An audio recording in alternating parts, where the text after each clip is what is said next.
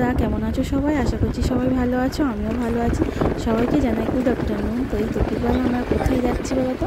আমরা যাচ্ছি আজকে আমার ননদের বাড়িতে। প্রায় 1 বছর হয়ে গেছে যাওয়া হয়নি, তো 1 বছর পরে আবার যাচ্ছি আমার ননদের বাড়ি। তো আজকে আছে একটা বউ ভাত, তো বউ ভাতে যাচ্ছি। আমার মনটা খুব খারাপ ছিল, আসার ইচ্ছা ছিল না, তো এর জন্য দেরি করে বেরিয়েছি, প্রায় দুপুর হয়ে গেল।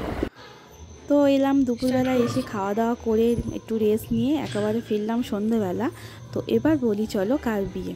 তো আজকে হচ্ছে আমার ননদের দেওরের বউ ভাত।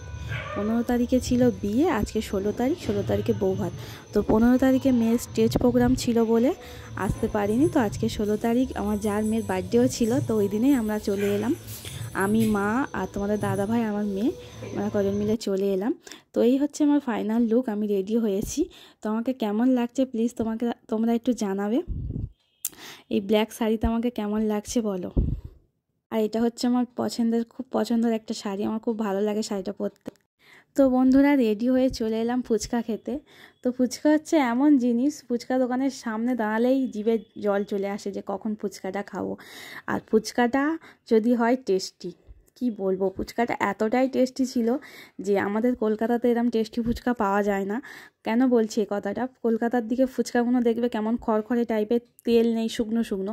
আর দেশে যে ফুচকাগুলো হয় কি সুন্দর তেল তেল থাকে আর মচমচে, আর টক জলটাও খুবই সুন্দর হয়, আমি দেখেছি।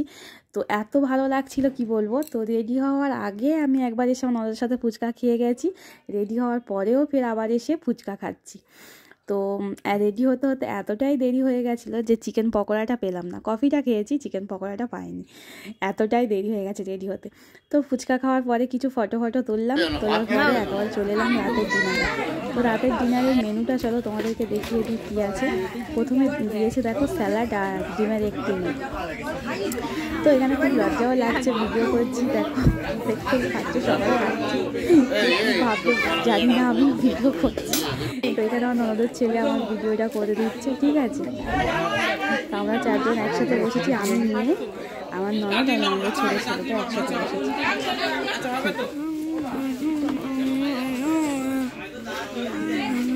আমার না বিয়ে বাড়িতে খেতে খুব লজ্জা লাগে সত্যি। আমার আনন্দ করতে খুব ভালো লাগে, বাট খেতে গেলে আমার প্রচুর লজ্জা লাগে, কি জানি কেন। তো চলো তারপরে দেখাই, ডাল দিয়েছে, আলু ভাজা, স্যালাড। আর রান্নাগুলো সত্যি খুব সুন্দর টেস্টি রান্না ছিল, খুবই ভালো রান্নাগুলো ছিল। তো তারপরে দিয়েছে দেখো ফিশ। তো আমি ফিশ অতটাও পছন্দ করি না, দিয়েছে, চলো খেতেই হবে। তো তারপরে চলে এলো চিকেনটা পছন্দ করি, বাট ফিশ পছন্দ করি না আমি।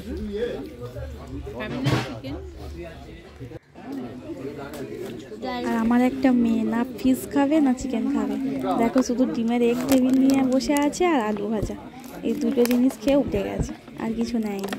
ও তো মানে বিয়ে বাড়ি তো ডাল আলু ভাজাটাই ফেভারিট, ঠিক আছে। আর এখন করে এমন হয়ে গেছে চিকেনও খেতে চায় না, ফিশও খেতে চায় না, জানি না কেন, ডাল আলু ভাজাই ওর প্রিয়।